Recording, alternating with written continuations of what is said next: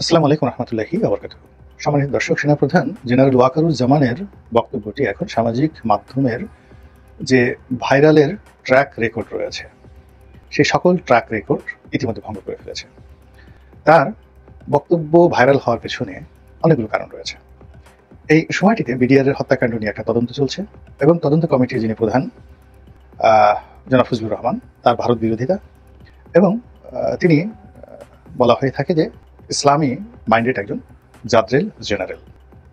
জামাতের সঙ্গে তার সম্পর্ক আছে কিনা জানি না, তবে ইসলাম নিয়ে তার যথেষ্ট পড়াশোনা আছে। কেউ কেউ বলেন তিনি মাদ্রাসায় পড়াশোনা করেছেন, কিন্তু আপাতমস্তক একজন দক্ষ, জেদি, অভিজ্ঞ এবং সফল একজন জেনারেল। তো তিনি খুব দৃঢ়তার সাথে এই বিডিআর হত্যাকাণ্ড নিয়ে তিনি যে তদন্ত করছেন এবং সেই তদন্ত কর্মকাণ্ড চালাতে গিয়ে তিনি পদে পদে বাধা এবং বিপত্তির সম্মুখীন হচ্ছেন, এগুলো নিয়ে নানা কানাঘুষা শোনা যাচ্ছে। যদিও তিনি সংবাদ সম্মেলন করে দৃঢ়তার সাথে বলার চেষ্টা করছেন যে তিনি যথানিয়মে কাজ করছেন এবং যথাসময়ে এই তদন্ত প্রতিবেদন তিনি জমা দেবেন। এখন এই যে তদন্ত কর্ম চলাকালীন সময়টিতে ফেব্রুয়ারি মাসের 25 তারিখে যখন এই বিডিআর পিলখানা হত্যাকাণ্ডের যে দিবসটি, এটি নানাভাবে উদযাপিত হয়েছে ঢাকা শহরে। তো সেনাবাহিনীর প্রাক্তন যারা কর্মকর্তা, তাদের একটা সমিতি রয়েছে, ক্লাব রয়েছে রাওয়া, সেখানে একটি অনুষ্ঠান হচ্ছিল এবং সেই অনুষ্ঠানে গিয়ে জেনারেল ওয়াকারুজ্জামান যে বক্তব্য দেন, সেই বক্তব্যে অনেকগুলো বিষয় চলে এসেছে। তো প্রায় সবগুলোই হট আইটেম এবং সেখানে তিনি এই বিডিআরের যে পিলখানা হত্যাকাণ্ড, তার সঙ্গে তদন্ত কমিটি এবং এই হত্যাকাণ্ড এবং তদন্ত কমিটি নিয়ে যে সকল ভাই মার্কেটে প্রচলিত আছে, যা কিনা মানুষকে বিক্ষুব্ধ করছে, কনফিউজ করছে, বিভ্রান্ত করছে এবং সেনাবাহিনীর মধ্যে যে ইউনিটি, সেই ইউনিটি নষ্ট করছে এবং বিজিবি এখন যারা আছে, তো তাদের কর্মকাণ্ডে রীতিমতো স্থবির হয়ে পড়েছে এই বিভিন্ন রকম এই বিডিআরের ঘটনা নিয়ে। কীভাবে স্থবির হয়ে পড়েছে জাস্ট একটা উদাহরণ দিই। আমার বাসার তো আসলে বিডিআরের লেকের পাড়ে। পুরো ঘটনাটা সেদিন যা কিছু ঘটেছে আমি তো নিজের চোখে আমার দেখা, আগে পিছিয়ে সবসময়। বিডিআরের যেটা লেক আছে পিলখানাতে, সেই লেকের তীরে নাইম রোডের শেষ বাড়িটা আমার বাড়ি। তো সেখানে থেকে আমি যে দৃশ্য দেখেছি ঢাকা শহরে, ওই দৃশ্য কেউ দেখেনি। 2 নম্বর হলো, ওই বিডিআরে আমি ভিতরে, আমার ফুফা চাকরি করতেন, আমি যখন ঢাকা কলেজে পড়ি ওই বিডিআরে আমি ছিলাম অনেকদিন, বছর 2 ছিলাম। তো বছর 2 মতো আমি যখন বিডিআরে ছিলাম, ওই সময়টাতে বিডিআরের প্রতিটি ইঞ্চি ইঞ্চি জায়গা আমার চোখে ভাসছে। ওখানে কয়টা ব্যারাক আছে, অফিসার্সরা কোথায় থাকেন, ডিজি সাহেব কোথায় থাকেন, প্রত্যেকটা জিনিস আমার চোখের সামনে ভাসছে। ওখানে সুইমিং পুল কোথায়, বাগান কোথায়, অডিটোরিয়াম কোথায়, সবকিছু, গেট কয়টা আছে, কোন গেট দিয়ে কিভাবে বের হওয়া যায়, সব জিনিসগুলো আমার চোখের উপর ভাসছে, যেহেতু আমি ভিতরে সেখানে ছিলাম। 3 নম্বর হলো, 25 তারিখে একেবারে সকাল 10টা থেকে আমি যমুনাতে ছিলাম, 10টা থেকে একেবারে বিকাল 4টা পর্যন্ত। এই সময়টিতে শেখ হাসিনার সেই বাসভবনে, সরকারি বাসভবনে, তিনি তখন নতুন প্রধানমন্ত্রী হলেন, কি কি হয়েছে সেটা আমার দেখার সুযোগ হয়েছে। কাজেই এখন অনেক কথা বলছেন, অনেক কথা বলছেন যে কথার সঙ্গে কোনো বাস্তবতার মিল নেই। এমনকি তদন্ত কমিটি যাদের সাক্ষাৎকার দিচ্ছেন তারা আংশিকভাবে দেখেছেন অনেক কিছু। কিন্তু এই যে আমি যেটা বললাম যে আমি ভিতরে ঘটনা দেখেছি, ওই ঘটনা টেলিভিশনে দেখেছি, বাসার সামনে দাঁড়িয়ে দেখেছি, ওখানকার আত্মচিৎকার শুনেছি। তারপর ক্ষমতার যে কেন্দ্র, একেবারে প্রধানমন্ত্রীর বাসভবনে পুরো সকাল 10টা থেকে 2টা পর্যন্ত ছিলাম এবং ওই দিন 3 বাহিনীর প্রধানের সঙ্গে আমার প্রায় ঘণ্টাখানিক পাশাপাশি বসে কথা বলার সুযোগ হয়েছিল, জেনারেল মইনুল আহমেদ সহ নৌবাহিনী প্রধান, সেনাপ্রধান। তো সেই দিক থেকে এ কথা সত্য, ওখানে যত গুলাগুলি বিডিআর সদস্যরাই করেছেন। এখন বলা হয় যে বাইরে থেকে লোক ভাড়া করে এসেছে, ট্রাক দিয়ে ঢুকেছে, ওইটা ঢুকেছে, তারাই ওইটা মেরেছে। তাহলে অস্ত্রাগার লুট করে যারা অস্ত্র হাতে নিয়ে গোলাগুলি করেছে, তারা কি আঙুল চুষেছেন? এগুলো বললে হবে? সেই কথাটাই সেনাবাহিনী প্রধান বলেছেন। এখন বলার চেষ্টা করছে যে যারা জেলখানাতে গেছেন, শাস্তি পেয়েছেন, তাদেরকে ফেরত দিতে হবে, তারপর তাদের চাকরি ফেরত দিতে হবে, তাদেরকে মাফ করতে হবে, ইত্যাদি ইত্যাদি অনেক কিছু, এবং তাদেরকে চাকরিতে পুনর্বহাল করতে হবে। এই পরিস্থিতির কারণে পুরো বিজেপি স্থবির অবস্থায় আছে এবং এটা নিয়ে সেনাবাহিনীর মধ্যে নানা রকম বিভক্তি তৈরি হচ্ছে এবং সেই কারণে এই যে জেনারেল ওয়াকারুজ্জামানের যে বক্তব্য, সেই বক্তব্য পয়েন্টিভ, তারপরে শেষে প্রাসঙ্গিক, তারপর ইম্পর্ট্যান্ট, গুরুত্বপূর্ণ এবং দিক নির্দেশনামূলক, অ্যাজ এ লিডারশিপ স্পিচ। এই কারণে এটা ভাইরাল হয়েছে। তিনি এখানে স্পষ্টত কতগুলো শব্দ ব্যবহার করেছেন, সেই শব্দগুলো নিয়ে আলোচনা করব।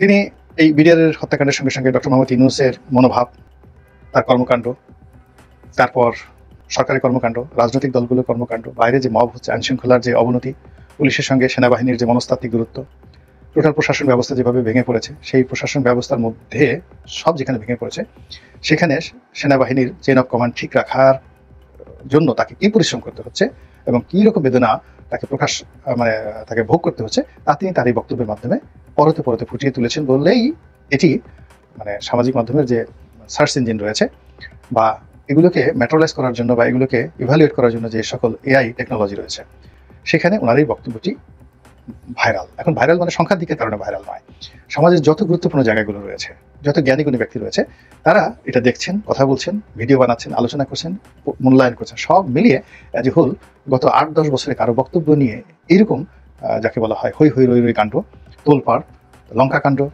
তারপরে এরকম ভাইরাল এরকম অবস্থা তৈরি হয়নি। তো যেহেতু এটা ভাইরাল হয়ে পড়েছে, অবশ্যই তিনি এই কথাগুলো বলার জন্য তিনি প্রস্তুতি নিয়ে এসেছিলেন এবং তিনি মুখস্থ করে এসেছিলেন কোথায় কোন কথা বলতে হবে। এটা অটোমেটিক এই কথাগুলো হয়নি এবং এই কথাগুলো বলার জন্য তিনি অনেক দিন ধরে সুযোগ খুঁজছিলেন। তারপরে এই কথাগুলো বলার জন্য তার শরীর মন অনেক দিন ধরে উথাল পাথাল করছিল এবং তার প্রেক্ষিতে তিনি হঠাৎ করে এই কথাগুলো বললেন। আর এই কথার ফলাফল কি সেটির ভাব সম্প্রসারণ সংক্ষেপে করে আজকের বক্তব্য শেষ করব।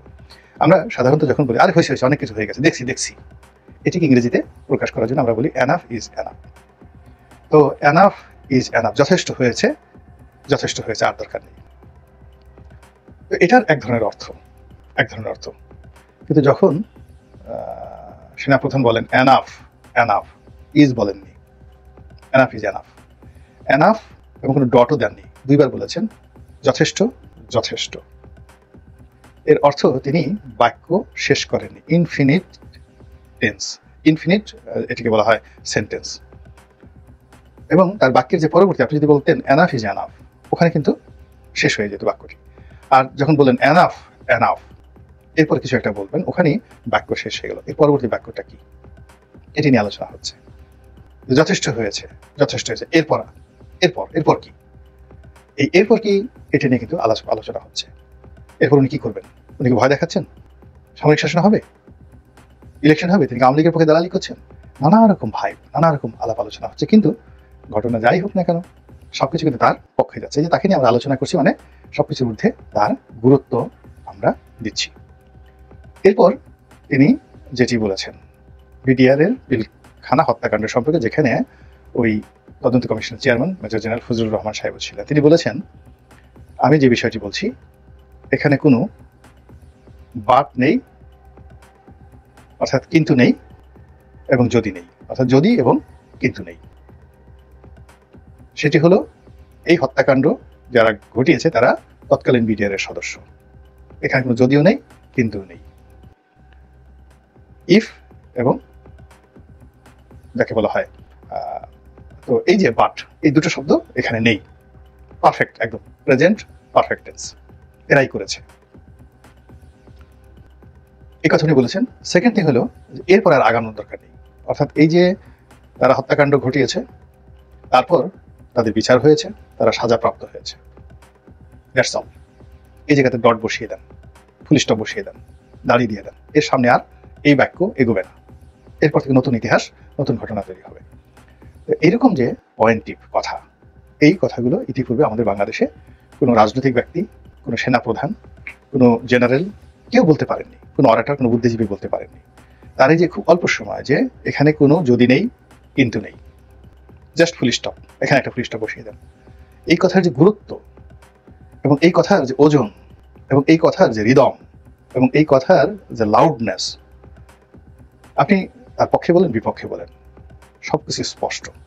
এখানে তার কথা মানতে হবে অথবা তার সঙ্গে আপনাকে ফাইট করতে হবে, তার বিরোধিতা করতে হবে অথবা তার বন্ধু হতে হবে। তিনি যেভাবে এখানে মেসেজ দিয়েছেন এর মাঝামাঝি আর কোনো কিছু নেই। আর এই কথাটা তার একক কথা নয়, এটি তার অফিসের কথা, এটি তার বাহিনীর কথা, এটি তার অ্যাসোসিয়েশনের কথা। এবং এই কথা তিনি বলেছেন আবার কোথায় এসে? রাওয়াতে এসে, মানে অবসরপ্রাপ্ত যারা সামরিক কর্মকর্তা তাদের অ্যাসোসিয়েশন। ইট মিনস অবসরপ্রাপ্ত সামরিক কর্মকর্তারাও তাকে দিয়ে এই কথাটা বলিয়েছেন বা তার এই কথার প্রতি তারা সমর্থন জানিয়েছেন।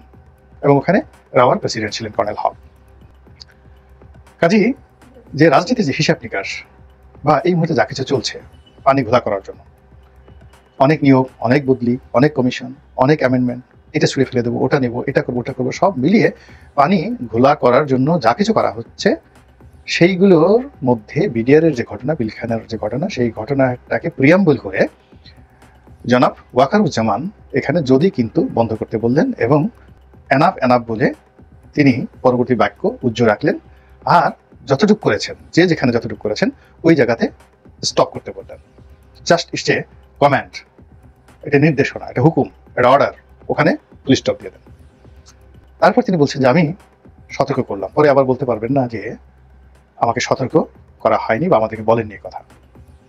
ইট মিনস তিনি এই কথা কাদেরকে বলেছেন? জনগণকে বলেছেন? নো, তিনি জনগণকে বলেননি। এই কথাগুলো বলেছেন তার সাবেক এবং বর্তমান সহকর্মীদেরকে, অর্থাৎ সেনা কর্মকর্তাদেরকে, যে এই যে বাংলাদেশে যা কিছু হচ্ছে এই বিষয়গুলো নিয়ে আমি আপনাদেরকে সতর্ক করছি। আমজনতার জন্য একটা কথা না, এই কথাটা কেবলমাত্র মিলিটারি পার্সনের মতো। কেননা তিনি যদি এটা কঠোর সিদ্ধান্ত নেন, সেই কঠোর সিদ্ধান্ত নেওয়ার ক্ষেত্রে তাকে যারা সবচেয়ে বেশি সহযোগিতা করবেন, সাহায্য করবেন, তারা হলো তার সাবেক এবং বর্তমান সহকর্মীরা। আর তাকে সবচেয়ে বিপদগ্রস্ত করতে পারেন, ক্ষমতাচ্যুত করতে পারেন তার বর্তমান এবং সাবেক সহকর্মীরা। তো কাজেই তাদের সঙ্গে যেন তার কোনো ভুল বোঝাবুঝি না হয়, এই জন্য তিনি কথার টোন অনেকটা ফ্রেন্ডলি স্টেজ, এখানে 4-5টা জায়গায় তিনি কথা বলেছেন। কখনো কমান্ডিং হয়েছে, কখনো ফ্রেন্ডলি, কখনো আশা দিয়ে খেয়েছেন, আবার কখনো নেতার মতো তিনি কথা বলেছেন, যে সে লিডারের মতো কথা বলেছেন, আবার কখনো যাকে বলা হয় আরো অনেক কিছু, সেই অভিব্যক্তি নিয়ে তিনি কথাগুলো বলেছেন। তো সেই কথা বলতে গিয়ে তিনি বলেছেন যে আপনারা সতর্ক হন, বি কেয়ারফুল। আর আমি যদি এই কথাগুলো আপনাকে না বলি, সতর্ক না করতাম, একদিন আপনারা বলবেন যে আপনারা সতর্ক করেননি, আপনি আমাদেরকে কোনো কিছু না বলে, সতর্ক না করে হঠাৎ করে এত বড় একটা সিদ্ধান্ত নিলেন কি করে। ওই জায়গাটি তিনি বন্ধ করে দিলেন। তারপর সিভিল সোসাইটিতে তাকে নিয়ে যে আলাপ আলোচনা হচ্ছে, সেটা হলো তিনি ডক্টর মোহাম্মদ ইউনূস সাহেবের সঙ্গে যে দেখা সাক্ষাৎ করেছেন, তিনি সেখানে বলেছেন যে ডক্টর ইউনূসের সঙ্গে আমার কথা হয়েছে। লোকজনের বক্তব্য, তিনি তো আন্ডার ডক্টর মোহাম্মদ ইউনূস, তিনি তো প্রতিরক্ষা মন্ত্রণালয়ের দায়িত্বে নিযুক্ত উপদেষ্টা, মানে প্রধানমন্ত্রীর দায়িত্ব প্রাপ্ত ব্যক্তি। আর ব্যক্তিত্ব দিক থেকে, বয়সের দিক থেকে তিনি প্রধানমন্ত্রী, সাবেক প্রধানমন্ত্রী শেখ হাসিনার চাইতেও অনেক অনেক সিনিয়র এবং আন্তর্জাতিকভাবে ফেমাস। যেখানে শেখ হাসিনাকে তিনি মাননীয় প্রধানমন্ত্রী বা মাননীয় শেখ হাসিনা এভাবে বলেন, তো সেখানে তিনি ডক্টর মোহাম্মদ ইউনূসকে নিয়ে কেবলমাত্র কোনো বিশেষণ যোগ না করে কেবলমাত্র ইউনূস শব্দ বা ডক্টর ইউনূস বলেছেন, এটি নিয়ে সবাই বিতর্ক করার চেষ্টা করেছে। এর মধ্যে কিন্তু খেলতামশা আছে। আপনি লক্ষ্য করবেন যে সম্মান পেতে হলে সম্মান দিতে হবে। এখন ডক্টর মোহাম্মদ ইউনূসের সঙ্গে ওয়াকারুজ্জামান সাহেবের একটা মনস্তাত্ত্বিক দূরত্ব তৈরি হয়ে গেছে অনেক আগে, এটা আমরা সবাই জানি। যখন তিনি 18 মাসের মধ্যে নির্বাচন হতে পারে এরকম একটি বক্তব্য দিলেন, তখন কিন্তু ডক্টর মোহাম্মদ ইউনূসের অফিস থেকে হই হই রই রই করে সবাই তাকে একেবারে রীতিমতো অপদস্থ করে ফেলল। দ্বিতীয়ত, ডক্টর মোহাম্মদ ইউনূসও তিনি যে কথাগুলো বললেন, ঘুরালেন পেঁচালেন, বক্তব্য দিলেন, তাতে করে রীতিমতো মিস্টার ওয়াকারুজ্জামান একটা বিব্রতকর অবস্থার মধ্যে পড়লেন। ফলে এর পরবর্তীতে দেখা গেল যে তিনি তার সঙ্গে দেখা করেছেন এই ঘটনার পর, অর্থাৎ এই যে ওয়াকারুজ্জামান সাহেব যে কথাটা বলেছেন, সেই কথা নিয়ে ডক্টর মোহাম্মদ ইউনূস বিতর্ক করার পর তিনি যেই কবেরই দেখা করেছেন, তাদের মধ্যে ঠিক সেই আগের সেই সুসম্পর্কটি দেখা যায়নি, সেই সম্পর্কটি দেখা যায়নি। অথচ প্রথম যখন তিনি তাকে রিসিভ করেছেন, তারপর তার সঙ্গে তার যত ছবিগুলো, এই তার যে 18 মাসের মধ্যে নির্বাচন হতে পারে বা হবে, হওয়া উচিত, এই বক্তব্যের আগে যে ছবিগুলো আপনি সেগুলো দেখেন যে তিনি সর্বোচ্চ চেষ্টা করেছেন তার সঙ্গে একটি সৌহার্দ্যপূর্ণ সম্পর্ক স্থাপন করার জন্য। কিন্তু পরবর্তীতে সেটা আর হয়নি। তার টুপির দিকে তাকালে, তার মাথার দিকে তাকালে, তার বসার দিকে তাকালে কিন্তু এটা বুঝতে পারা যায়। তো যাই হোক, এটা কেন হলো? এর কারণ হলো ডক্টর মোহাম্মদ ইউনূসও কিন্তু যে রাষ্ট্রীয় প্রোটোকল, সেই প্রোটোকলে রাষ্ট্রপতি তার কাছে যে সম্মান পাবে সেই সম্মানটা তিনি দেননি, এবং যতটা সম্ভব তার অফিস থেকে রাষ্ট্রপতিকে অর্থাৎ বঙ্গভবনকে যতটা অসম্মান করা যায় ততটা করা হয়েছে। নর্মাল প্রোটোকল হলো যখন রাষ্ট্রপতি মানে প্রধান উপদেষ্টা বা প্রধানমন্ত্রী দেশের বাইরে যাবেন, তিনি এসে কি করলেন, কার সাথে বৈঠক করলেন, সবকিছু করলেন, এটা রাষ্ট্রপতির সঙ্গে দেখা করে তিনি সবকিছু বর্ণনা করবেন। গত কয়েক মাসে ডক্টর মোহাম্মদ ইউনূস তিনি রাষ্ট্রপতির সঙ্গে দেখা করেছেন বিদেশ থেকে এসে, তারপরে সবকিছু বর্ণনা করেছেন। সিঙ্গেল উদাহরণ আছে। তো তিনি যদি তার ঊর্ধ্বতনকে সম্মান করতে না পারেন, যার কাছে তিনি শপথ নিয়েছেন এবং যিনি তাকে পদচ্যুত করার ক্ষমতা রাখেন, সেনাপ্রধানকে তিনি পদচ্যুত করতে পারবেন না, রাষ্ট্রপতি লাগবে, ডক্টর মোহাম্মদ ইউনূস পারবেন না। কিন্তু ডক্টর মোহাম্মদ ইউনূসকে রাষ্ট্রপতি পদচ্যুত করতে পারেন, এবং এখানে সেনাপ্রধান এবং রাষ্ট্রপতি যদি এক হয়ে যায়, এটা ওয়ান-টুর বিষয়। তো সেই রাষ্ট্রপতিকে যদি তিনি স্বাভাবিক ভদ্রতাটুকু বা তিনি যেটা প্রাপ্য রাষ্ট্রীয় প্রোটোকলে, যতক্ষণ তিনি ওই চেয়ারে আছেন, আপনি যতই নিন্দা করেন না কেন, শেখ হাসিনা তো তাকে দুচোখে দেখতে পারতেন না। মানে শেখ হাসিনার সঙ্গে তার রীতিমতো জনাব শাহাবুদ্দিন চুপ্পুর দাকুমের সম্পর্ক হয়ে গেছিল, তিনি দুচোখে দেখতে পারতেন না। তারপর তো শেখ হাসিনা বিদেশ থেকে এসে তার সঙ্গে দেখা করতেন, এবং প্রধানমন্ত্রী শেখ হাসিনা তিনি তাকে নিয়োগ দিয়েছেন। তো শেখ হাসিনা নিয়োগ দিয়েছেন রাষ্ট্রপতিকে, তিনি গিয়ে তার সঙ্গে প্রোটোকল মেনটেন করেছেন, এবং শেষের দিনও তিনি তার সাথে দেখা করে যাওয়ার চেষ্টা করেছিলেন, কিন্তু কোনো সুযোগ ছিল না। তিনি গাড়িতে করে বঙ্গভবনে যাবেন, তার সাথে দেখা করবেন, কিন্তু পুরো রাস্তা দখলে ছিল এবং সেনাবাহিনী তাকে সে নিরাপত্তা দিতে পারেনি, ফলে তিনি যেতে পারেননি। আর যখন তিনি সেই হেলিকপ্টারে উঠলেন, তখন আবার সেই হেলিকপ্টারে করে যাওয়ার মতো তার সময় ছিল না। কিন্তু যদি তার সময় থাকতো, শেখ হাসিনা কিন্তু এই কার্টিসিটা দেখিয়ে যেতেন, এবং সেই কার্টিসিটা ডক্টর মোহাম্মদ ইউনূস দেখাননি। দ্বিতীয়ত, এইবার যে 21শে ফেব্রুয়ারির যে ঘটনা ঘটেছে, দেখলে তো আপনার মাথা খারাপ হয়ে যেত। যেটা শহীদ মিনারে ঘটেছে, প্রথমে রাষ্ট্রপতি ফুল দিলেন, এরপরে প্রায় 20-25 মিনিট সেখানে কোনো লোকজন নেই। এরপরে মানে যারা উপস্থিত তারা তো অনেকে ভয় পেয়ে গেলেন যে দেশে কু হয়ে গেল কিনা, রাষ্ট্রপতির পদে প্রধান উপদেষ্টা দেবেন।